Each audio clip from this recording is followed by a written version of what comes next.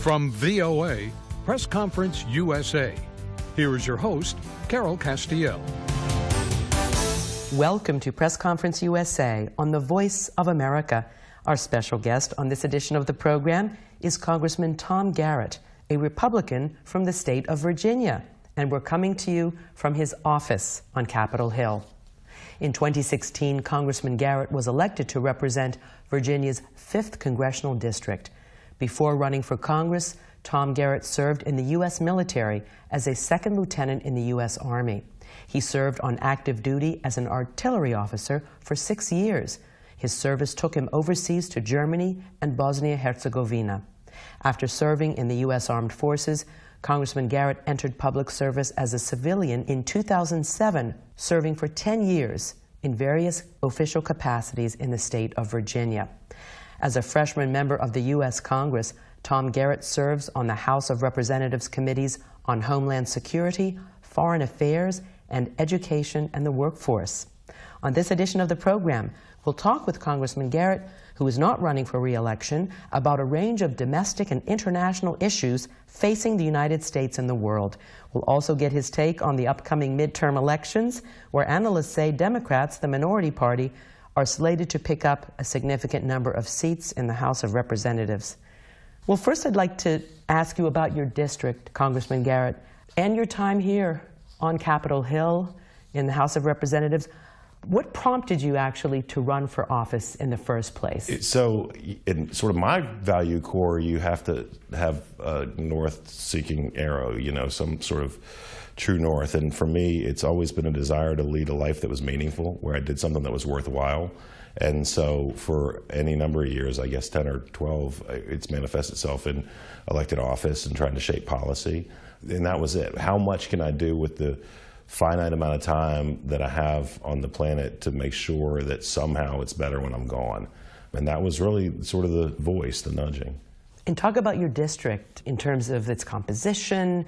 Is it more Republican, Democratic, women? You know, what's the? Well, I think what are the issues? The analysts have it as an R+5. We won by 17. I was proud to. I think we picked up about 8 or 9% of the voters for Ms. Clinton on top of those that Mr. Trump got. But to really understand the district, it's the best congressional district in America. You've probably heard that before, but it is. Okay, so let me tell you why. There was a guy who wrote a document called the Declaration of Independence who lived in the 5th District of Virginia. Thomas Jefferson at Monticello. There was another fellow who ran to be the representative from the 1st District and lost, named James Monroe, who was obviously instrumental in a paramount piece of American foreign policy later. He ran against another fellow who drafted a document called the Constitution named James Madison.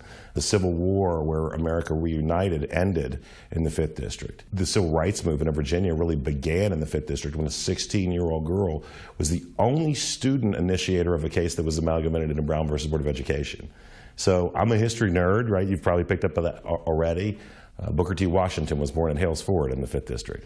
So when I drive around the district, I'm inundated by the idea that amazing people like Barbara Johns, like James Madison, were there. James Madison represented the district. So it's a great honor, and it's a neat district historically, and it's a place where you can sort of see that progress. In the preamble to the Constitution, we talk about forming a more perfect union, and I like the words forming and more because they imply a perpetual responsibility, that this is not a fait accompli. And then when you study on somebody like Barbara Johns, who we're trying to get a congressional gold medal for posthumously, because people should know who she was, and you realize that here's a student who, by virtue of the courage of her convictions and an education, a lot of which came from an inadequate school that she let a student walk out from, and some other came from her uncle Vernon Johns, who James Earl Jones played in a film, understood that if all people are created equal, that there shouldn't be a separate high school. One high school where the heat worked and one where it didn't. One high school where the roof didn't leak and one where it did. So this is the American journey that's embodied by the 5th District. Well, you certainly have a deep interest in history and world affairs by virtue of your background as well. Let's talk about President Trump and his view of the world. He's been very outspoken about what he calls America first, and he's not a big fan of globalization, notwithstanding, you know, here we are. And we do need to mitigate its downsides. Nonetheless, I'd like to get your view, your assessment of President Trump's policies, foreign policies, and domestic policies. Where do you converge? Where do you differ? Well, you know, if the only tool in your toolbox is a hammer, then every problem becomes a nail. I get this sort of America First angle from a political perspective. It's sort of that people felt left out as we witnessed the economic downturn coming out of the Bush administration, and it really sort of persisted through the Obama years. And so it was, hey, I care about you and I'm going to prioritize you. I think that the message lacks nuance. Having said that, and we're going to talk, you said maybe about midterms later. Well, we oversimplify everything, right? So the midterms are going to boil down, there'll be trends, but they're going to boil down to a district by district, candidate by candidate. This America First thing, as a sort of a macro, makes sense to Americans. But, you know, it was Mattis who said you can either do foreign aid or buy more bullets. Right, and you're referring, of course, to Defense Secretary Jim Mattis. Sure, and if the president is listening to people like that, then despite sort of the, I would say sometimes hyperbolic and arguably bellicose rhetoric, I think it'll be moderated. And the other thing is, and this is funny because I always tell people this discussing Iran, but you need to listen not just to what they say to the outside world, you need to listen to what they say in Farsi to the Iranian people. And so we need to understand and differentiate between sort of political rhetoric and policy. And I don't know, candidly, that the president does a great job, and I don't think, and this is not their responsibility, that the media parses it for him. I've said earlier in the administration, because I tend to agree with the president, certainly not always, I am getting tired of saying I think I know what he meant, and that's tough. That's a very good point, and that leads us into more specific policies toward various regions. And it is no secret that Mr. Trump has, in many ways, alienated many of our stalwart allies and sort of cozied up to what we would call dictators, whether it's Kim Jong-un of North Korea and a few others. And another policy, which is imposing tariffs on allies as well as adversaries, many people, both Republicans and, of course, Democrats, have said that these tariffs aren't really helping Americans, even if that is Mr. Trump's intention. We're seeing headlines now, steel makers. Sure. Here, American steel makers. Where's the benefit to these tariffs? So your view on that particular policy of imposing tariffs to help American industry, when in fact we don't see that, we don't see it necessarily in the short term, and certainly possibly not in the long run. Well, I think I've got this figured out, right? So maybe breaking news. The negotiations that I've seen from the White House manifest themselves primarily in the same way. It's not tariffs that will help the American people. I'm anti-tariff. It's the credible threat of tariffs that will strike better deals. I've seen a bipartisan assortment of groups come out in support of the new NAFTA, which the name escapes me off the top. I think the ink's still wet. And that tells you something. So it's not the tariff, it's the credible threat of the tariff. And the Trump negotiation tactic, from my observation, is figure out the most important thing to the person with whom you're negotiating, threaten to deny it to them, and then say, but I'm flexible. To me, this isn't hard. So I watched when the tariff tough talk came out, and then I watched people peel off and go, oh, the sky is falling. And I thought, give this thing 6 months. There's a weakness to democracy that I would not exchange, and that is that when you do not centrally plan, it's hard to play the long game. The Great Leap Forward cost millions and millions and millions of lives, but there was a goal that was 100 years out. And lockstep, a series of leaders have autocratically sort of moved towards that. Well, the weakness of democracy is that we tend to shift with administrations. Having said that, we have to understand the long game. Was it Churchill credited with saying democracy is the worst system of government in the world except for all the others? So I like what we got. It's better to empower people, and the way to get the best with the collective is to empower the individual. But we need to look past the threat of tariffs and ask ourselves, what's the goal? And I think we're going to get better trade deals. I think that's already beginning to manifest itself. Perhaps a messaging shortcoming at some level. Having said that, one of the things, and I can speak to this on levels I'm not allowed to speak to this, it's put us in positions to make some real global security gains, is the fact that potential adversaries have no idea what the heck is going to happen next. Because that's Trump, right? I mean, there's just no paradigm by which this thing works. But I do believe that's his negotiation tactic. Scare the hell out of him and then say, but I'm flexible, go to the table, and then extract half of what you originally asked for. With respect to the new NAFTA accord, many experts are saying that it's really not a whole lot different than the previous one, and it took a lot of angst and so on to get here. But leave that aside for a moment. What about China? I know you're very interested in China and its tentacles around the world, particularly in the region. Very dangerous for democracy, very dangerous for the region. Some analysts would say that if President Trump had endorsed the TPP, the Trans-Pacific Partnership Trade Agreement, that actually would have been good, not just economically for the United States and its allies in the region, but also strategically. And yet, he disavowed it, and he's imposing tariffs. and all the Chinese are doing are retaliating in kind. Where is that going? Well, what I want to see, because TPP had some good stuff in it, and I got a huge agricultural sector in my district, and in that arena in particular, there was good stuff. But, you know, I always like to say the road to hell is paved with omnibus legislation, and this would include multilateral international trade agreements. There are so many different silos in TTP that I think we have the bandwidth to walk and chew gum at the same time, that we can do ag separately from textiles, that we can do automobiles separately from tech products. And so I don't have a problem with that, but if you're going to throw that baby out, you can't throw out the bathwater too. You need to go back to the table and start working on those agreements. We've seen some of that. Good trade policy is good foreign policy, which is good security policy. What undergirds all of it, I would argue, is good human rights policy, because people want someone to do business with who have values that they can emulate, and the people from whom all power flows, even in autocratic regimes, inherently sort of yearn for basic dignities and freedoms. Now, there's two aid models. I'm digressing a little bit, but we can circle right back around to the ASEAN region, to TTP. There's a U.S. aid model wherein we give aid, whether it's PEPFAR, attacking HIV/AIDS in Africa with wonderfully documented results, or school feeding programs, which are getting particularly young women into classrooms in strife-torn regions across Africa in particular, but not exclusively. The U.S. aid goes to the people. The Chinese aid goes to the autocrats, the dictators. I was in the presidential palace in Khartoum, probably is about as big as the Cannon House office building. And it was built exclusively and entirely by the Chinese to ingratiate them to Omar al-Bashir and to the NIS and the regime. Now, the U.S. aid model works better where people are empowered. It doesn't work in an autocratic regime, because while all power ultimately is given, I believe, from a supreme power, regardless of your belief structure, to people, and then flows from people by the consent of the government to the government, and again, even in a communist or an autocratic regime, but because the Bolshevik Revolution had to happen for there to be regime change, which came from what? The people.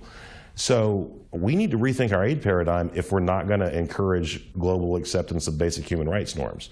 If we do the latter, encourage global acceptance of basic human rights norms, and the world has to compare Chinese aid versus American aid, they're coming to us. But again, this is a long game question, and it was Vandenberg in 1948 who said politics should stop at the water's edge. I've thoroughly enjoyed my time on the Foreign Affairs Committee.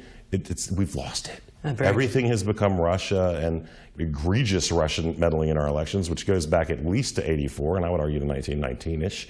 But the goal wasn't to swing the election for Mr. Trump or Ms. Clinton. The goal was to pit Americans against Americans. And if that was their goal, they've succeeded beyond, I would imagine, their wildest expectation. We need to dwell on that which unites us and not divides us, and think about what we have that makes us special and good. And not we as America exclusively, but democratic, pro-human ideas. I'll pick up on some of your points in just a moment, but first, you're listening to Press Conference USA on the Voice of America. We're talking with Congressman Tom Garrett, a Republican from the state of Virginia. He serves on the House Foreign Affairs, Homeland Security, and Education committees.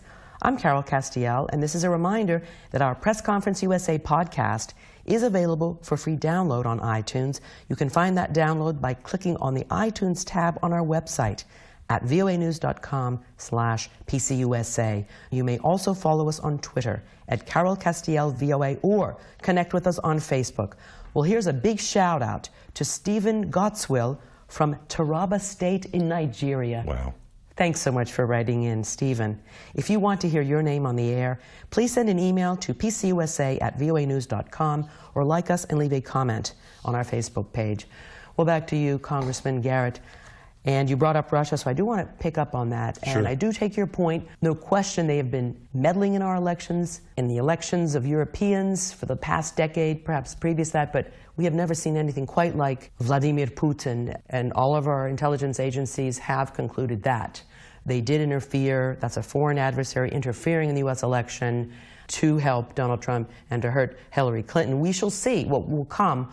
I take exception based on my reading, right? And I'll tell you this. I believe it was the Los Angeles Times, it might have been the New York Times, that documented very thoroughly one Senator, Ted Kennedy, reaching out to the Soviet Union in 1983-84, saying, we want to work with you to help defeat Ronald Reagan for re-election. I'm not making this up. You can Google it. So there's a long pattern of collusion. This collusion, again, what we have is bots, trolls. You know, I'm not running for re-election, and I get 10 new followers a day on Twitter who have no posts ever. Why are they coming to me, right? Sure. And that's so they can echo things that tear us apart, that sort of drive emotion and pit us one against the other. Look, it's good to disagree, because in disagreement we have debate, and in debate we find solutions. But we don't need to hate and turn on one another. But I want to pick up on your point where we both converge and where most people agree, and that is that they are interfering, that is the Russians, Vladimir Putin's Russia, which is so discord, and whether through social media and other means. We'll see there's a lot of criminal indictments, but we're going to let that go for a moment. And just talk about the threat from Russia. You talked about China and their lack of respect, obviously, for democracy. That is not a democracy. Russians have elections. They are not free and fair elections. Right. That's elections in name only. Right. The true underpinnings of democracy do not exist. A free press, an independent judiciary, the ability to speak one's mind, and real elections governed by the rule of law. But we're seeing a trend in the Republican Party sort of giving Russia more of a pass. How do you see this transition in terms of the perception of Russia as an adversary, particularly with Vladimir Putin invading countries like Ukraine, annexing Crimea? Right. This is upending the post-Second World War order and many other nefarious activities. Well, what we've seen, though, is a greater leveraging of global Magnitsky, where I'd like to use it more. We've seen the sort of aid flowing to Ukraine that the Ukrainians have been clamoring for 8-9 years. So I would argue that we've gotten a lot tougher on Russia. Having said that, as it relates to Republicans giving Russia a pass, what I think I see, and this may just be a difference in perception, is a real desire to understand if the apparatuses of the federal government were weaponized against private citizens in political campaigns in conjunction with political campaigns. Anybody who I respect isn't saying there wasn't Russian meddling, but I would differentiate between meddling and collusion. Collusion implies essentially conspiracy between more than one party.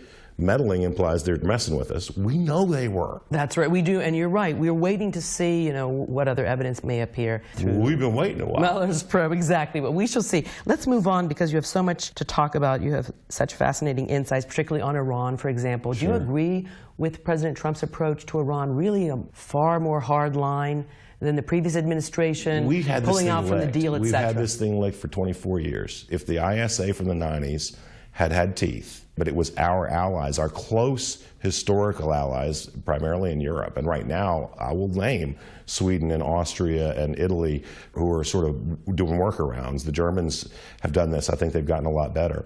It's tough economically to say, hey, Germany, you choose between us and Iran, because we need Germany too, right? You can be not a globalist and recognize global interdependence. You'd be stupid not to. But that's what we have to do, because once people understand that, hey, that the United States means it, it's a no-brainer. So you agree with having withdrawn from the Iranian people want, because economically all the money that comes in gets funneled straight through the IRGC, who exports it in the form of weapons and bloodshed. Look, Hezbollah is the wholly owned subsidiary of Iran. They have murdered human beings on every inhabited continent on the planet. Name me another terror organization that's covered Australia, Oceania, Asia, Africa, Europe, South America, North America. And so they get sanctions relief, they get oil revenue, and it doesn't do anything for the Iranian people. And so the problem that I see with Iran, and it drives me crazy, is you got people who were supporters of the Shah who don't want to work with the MEK. The MEK, formerly communist, I would argue that they attempted to sort of brand, who won't work with the supporters of the Shah. There are all these disparate, dissident groups. Can we not agree that something is better than the status quo? When students look, there are people demonstrating right now 400 yards away, and I totally disagree with them, but I wore a uniform and risked my life to defend their right to protest. You should be able to walk the street in your country and call your government out. So the Iranians want this. We have to create the conditions for success. And when I speak to my friends in the Iranian dissident community, they know there'll be bloodshed, but none of them want it to be vis-a-vis American tanks rolling across the border or bombs raining down on Tehran. Look, if you do convert for population, adjust for population, the number of people killed by the regime since 1979 in Iran is comparable to the number of Americans who died in the entire Second World War. Some critics are saying that the saber rattling and these reimposed sanctions could very well lead to another war or bloodshed, and are concerned about that. So the most imminent threat of global calamity would be a North Korean nuclear situation, right? But the most reasonably predictable threat of nuclear calamity is nuclear Iran. Here's why. Mutually assured destruction was a doctrine that worked really well when you were dealing with an atheist regime who didn't believe in an afterlife. Going back to what I said about what's said in Farsi to the Iranian people by the mullahs. In fact, in Iran, they have free and fair elections. They absolutely do. But I think 403 people wanted to run for president. When Rouhani ran, the mullahs approved 4. Right? So they got to pick which ones that they wanted people to get to choose from.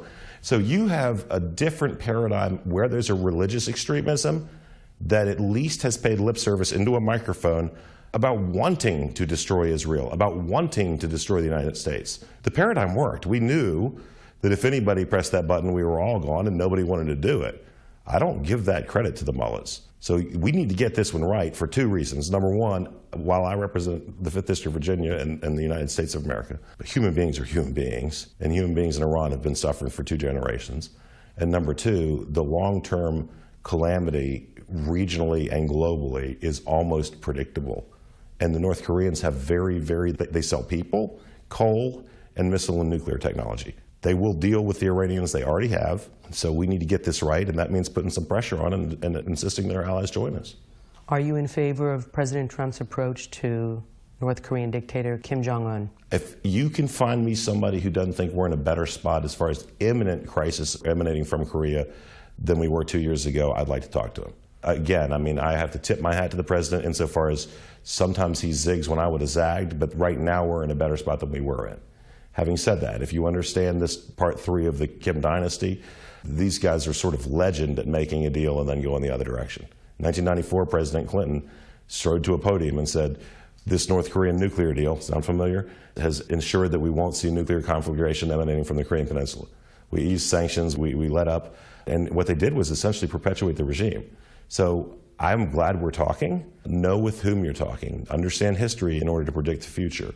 I was in Korea during the bilateral talks in Pyongyang, and I was very frustrated with some of the tack that Moon took because I felt like we weren't on the same page. President of South Korea. That's correct. Having said that, one of the things I said to I won't name high-ranking South Korean official was, you can't sell our house and we can't sell yours.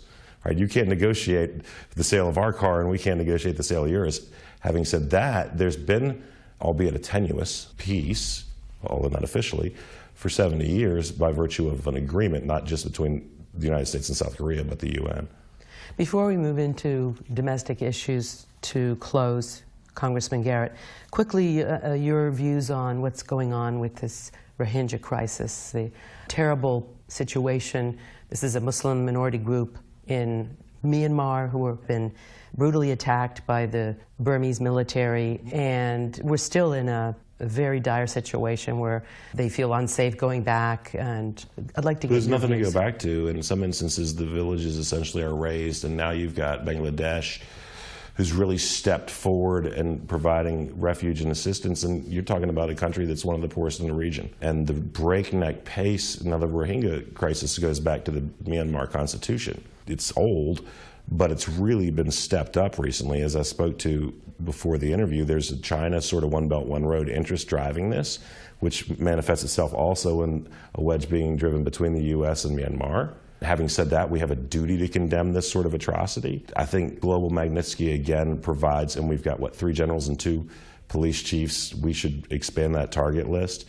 But it provides a scalpel wherein we can sanction those in Myanmar who are perpetrating this evil without bludgeoning our relationship with Myanmar. It can be a stick, but only in very select instances. What's going on, though, and people need to understand, again, the Constitution doesn't even recognize the Rohingya as people. We had, what, a 3/5 compromise in this country? But For our African right, and then you Dred Scott, and I mean, you know, so again, I like to point out, and I love this country, and I think it's the greatest country in the world, but if you want to acknowledge your failings, then it's hard to talk about your successes, at least, and be credible. The difference is we sort of move forward from this. So I would ask Myanmar to relook their constitution right now.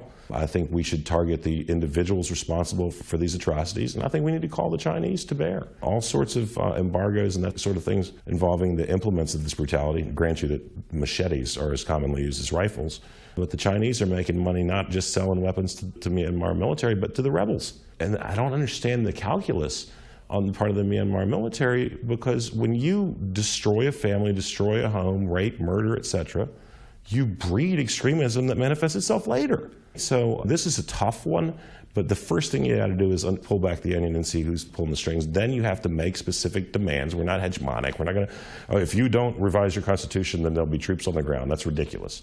But if we want to do business with you, Myanmar, we can't do business with you until you recognize the fundamental right of people in your society to be citizens. These are baby steps, but they're reasonable steps. And candidly, again, if we're credible and uphold our word, which I would point to Japan and Korea as examples of where we've done that, then people are going to want to work with America, not China, in a bilateral paradigm. But where America is all over the place and doesn't understand root causes, they have no choice.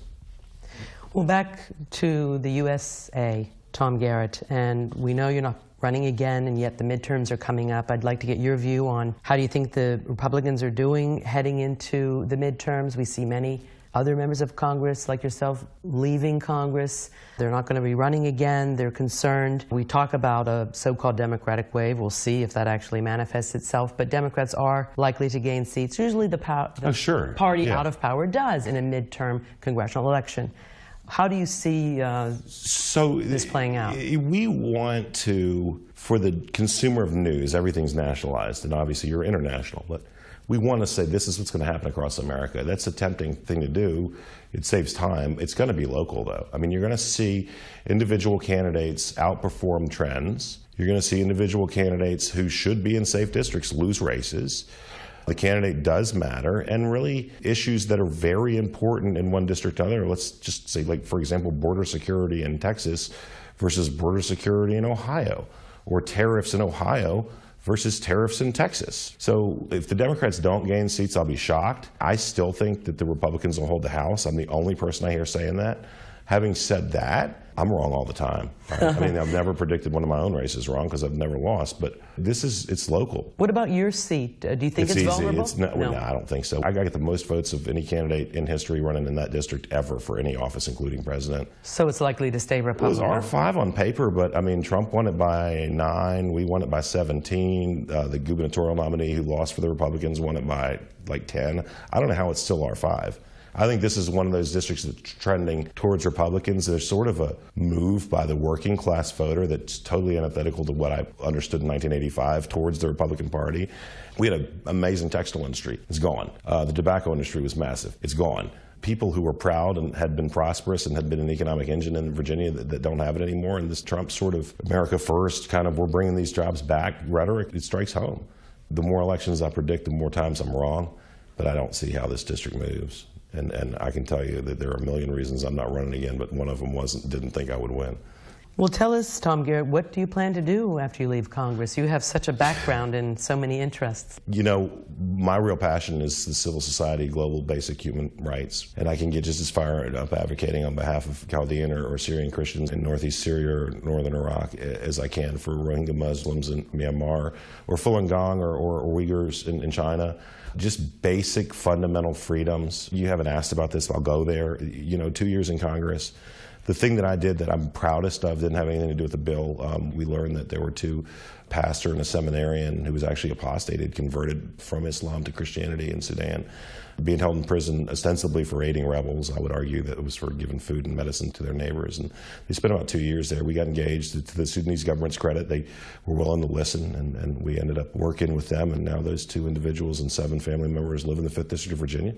They're expecting twins, the husband and wife are. And one of the coolest things I've ever done was going to the International Arrivals Gate at Dulles Airport and meeting those 2 men. The family had been here. That's what I want to do. I'm a policy wonky kind of guy, and I think I can do more to influence good policy and aid in sort of a civil society kind of prioritization globally outside of Congress than I can in it. I think if you establish a subject matter expertise and rapport and relationships, which I have across the aisle, that you can move more votes as an information source than you can as a vote. So that's what I want to do. I don't have anything nailed down. I've got a million ideas, and I think people say, what do you want your job to be? And I say, I don't want a job, I want 5 of them. So I think it might manifest itself in a lot of different areas. Well, that couldn't be any more American than that. Congressman Tom Garrett is a Republican from the state of Virginia. Congressman, thanks so much for taking your time, talking with us on so many issues, and we wish you the very best of luck and success. We're going to be all right. yeah, it's an interesting time to be alive. Press Conference USA on the Voice of America was produced in Washington. Our engineer and producer was Ted Schneider, and I'm Carol Castiel. Join me again next week for another Press Conference USA on the Voice of America.